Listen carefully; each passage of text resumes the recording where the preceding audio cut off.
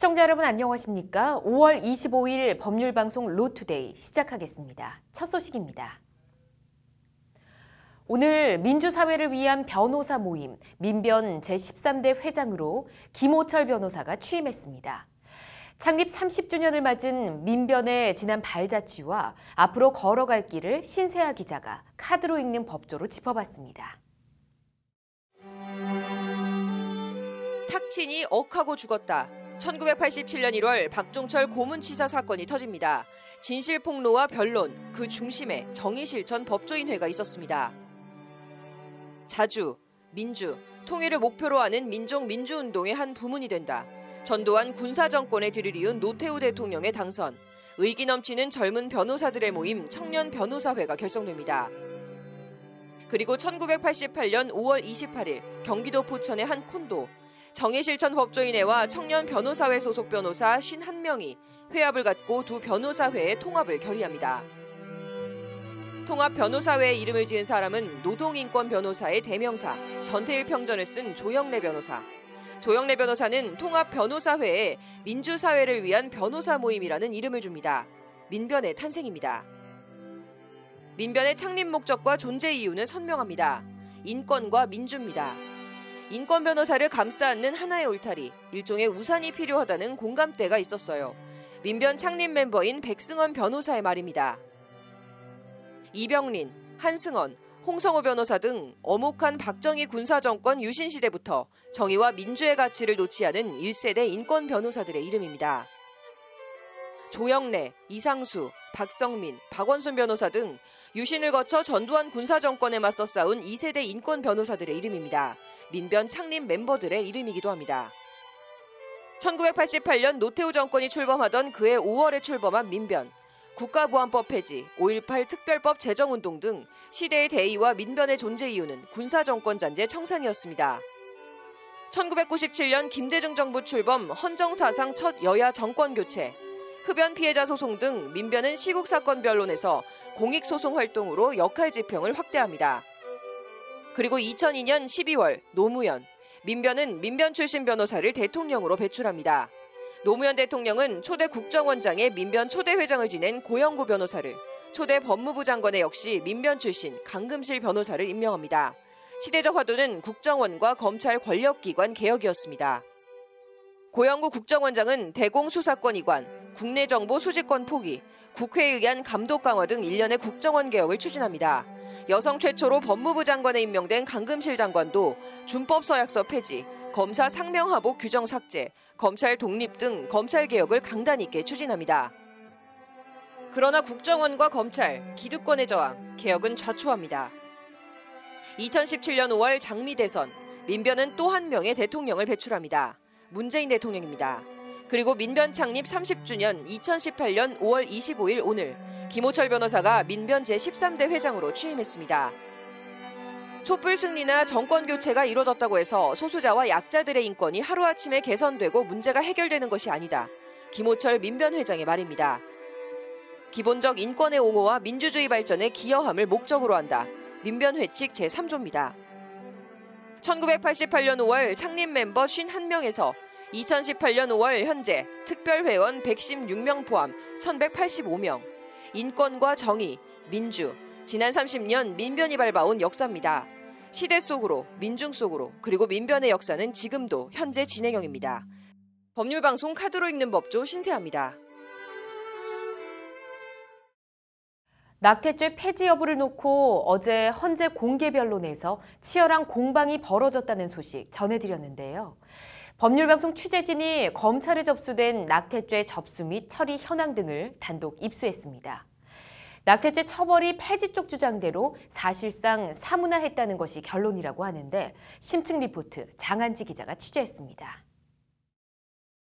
법률방송이 단독 입수한 지난 4년간 검찰에 접수된 낙태죄 접수 및 처리 현황입니다. 먼저 사건 접수 현황을 보면 2014년 112건, 2015년 104건, 2016년 79건, 2017년 62건으로 지속적으로 줄고 있습니다. 검찰이 접수받은 사건을 처리한 현황을 들여다봤습니다. 일단 지난 4년간 낙태죄로 구속된 사람은 지난 2015년 단 한 명에 불과합니다.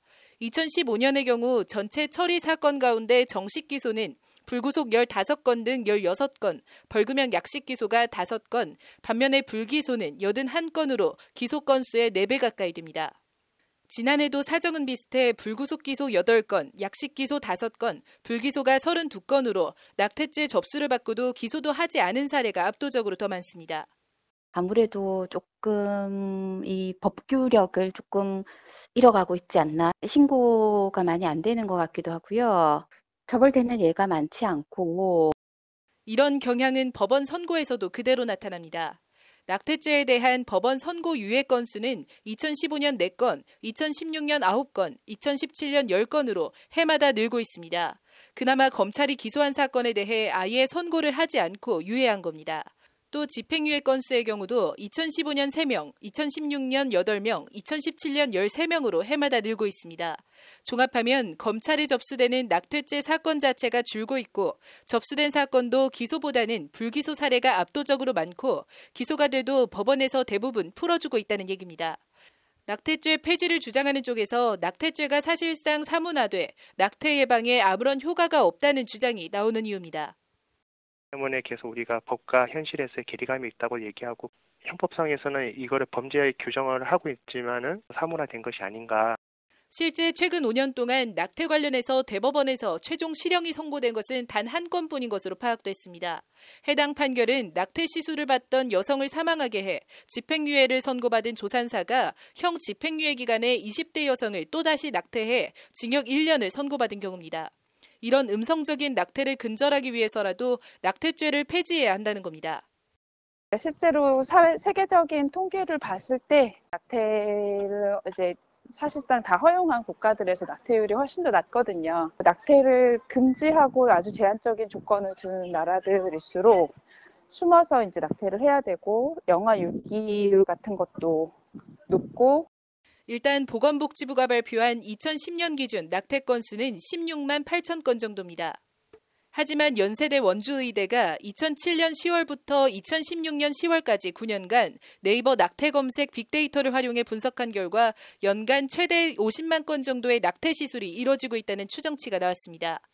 낙태가 불법이다 보니 정확한 통계 수치 산정조차 제대로 이뤄지지 않고 있는 겁니다. 법무부는 성관계 여성에 대해 성관계 당시 당연히 임신이 될 수도 있다는 미필적 인식이 있었던 것으로 봐야 한다고 어제 헌법재판소 공개 변론에서 주장했습니다. 여성의 선택에 따른 결과이니만큼 태아의 생명권을 최우선으로 존중해야 한다는 취지입니다. 낙태죄 처벌이 사실상 사문화한 가운데 헌법재판소가 낙태죄 위헌 소원에 대해 어떤 결정을 내릴지 주목됩니다. 법률방송 장한지입니다. 관세청 인사와 관련해 뒷돈을 받은 혐의 등으로 기소된 비선실세 최순실 씨의 측근 고영태 씨가 오늘 열린 1심 선고 공판에서 징역 1년의 실형을 선고받았습니다. 이에 따라 고영태 씨는 지난해 10월 보석으로 석방된 지 7개월 만에 다시 구치소에 수감됐습니다. 김정래 기자가 재판에 다녀왔습니다. 양복을 입고 자유로운 몸으로 법정에 들어선 고영태 씨는 재판이 끝난 뒤엔 수갑에 포승줄이 묶인 몸으로 호송차에 실려 구치소로 갔습니다. 서울중앙지법 형사합의 21부는 오늘 특가법상 알선수재 등 혐의로 기소된 고 씨에 대해 징역 1년에 추징금 2,200만 원을 선고했습니다. 고 씨는 지난 2015년 인천본부 세관 2모 3관의 상관인 김모 씨를 세관장으로 승진시켜달라는 청탁과 함께 총 2,200만 원을 수수한 혐의로 기소됐습니다. 재판부는 피고인은 최순실이 대통령에게 영향력을 행사할 수 있는 인물임을 잘 알면서 세관장 후보를 추천해 인사가 이뤄지게 도왔다. 이후 이 씨에게 지속적으로 인사청탁 대가를 요구해 죄질이 무겁다고 고 씨를 질타했습니다. 재판부는 다만 청탁 내용이나 결과에 비해 수수금액이 그다지 크지 않고 동정 전과가 없다는 점을 감안했다고 양형 사유를 설명했습니다. 재판부를 응시하던 고 씨는 특가법상 알선수재 혐의가 유죄로 선고되자 힘없이 고개를 툭 떨궜습니다. 보석으로 풀려난 지 7개월 만에 고 씨는 다시 법정 구속돼 곧바로 구치소에 수감됐습니다. 법률방송 김정래입니다.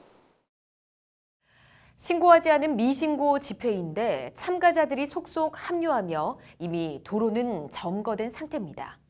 점거 당시가 아니라 도로가 점거된 뒤에 시위에 합류한 사람들도 교통방해죄가 적용될까요? 대법원 판결이 오늘 나왔는데 불법이라는 것이 대법원 판단입니다. 유재광 기자입니다. 지난 2015년 4월 16일 서울광장에서 열린 세월호 일주기 범국민행동 추모제. 당시 주최 측은 사전에 경찰에 집회 신고를 하지 않았습니다. 이른바 미신고 불법 집회입니다.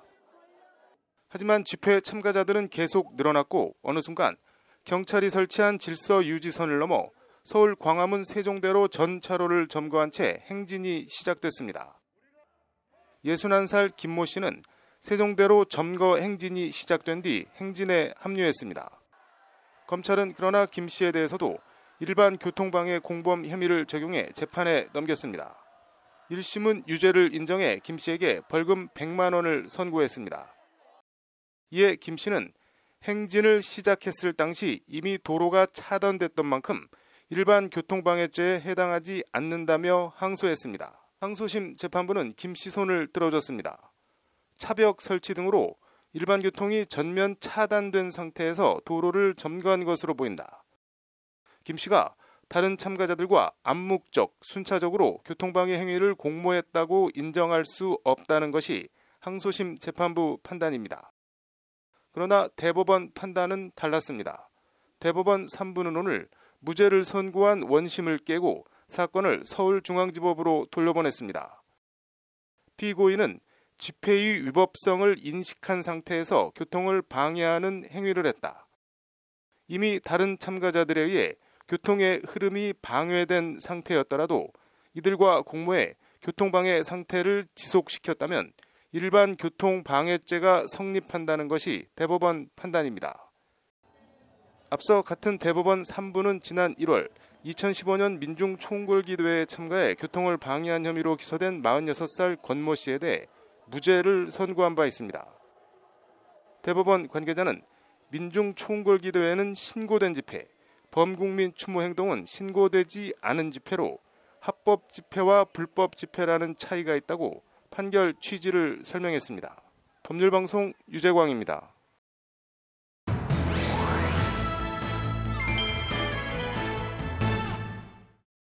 밤토끼라는 이름도 얄궂은 국내 최대 웹툰 불법 사이트 운영진들이 경찰에 검거됐습니다. 유정훈 변호사의 뉴스와 법, 오늘은 웹툰 저작권과 관련한 이야기 해보겠습니다. 어서 오십시오. 안녕하세요. 네, 밤토끼, 이게 뭐하는 사이트인가요? 예, 밤토끼는 불법 복제한 온라인 만화 웹툰을 제공하는 불법 사이트입니다. 네. 닐슨 코리아 클릭에 따르면 지난해 12월 말 기준으로 네이버 웹툰의 페이지 뷰는 1억 2천만 건인데요.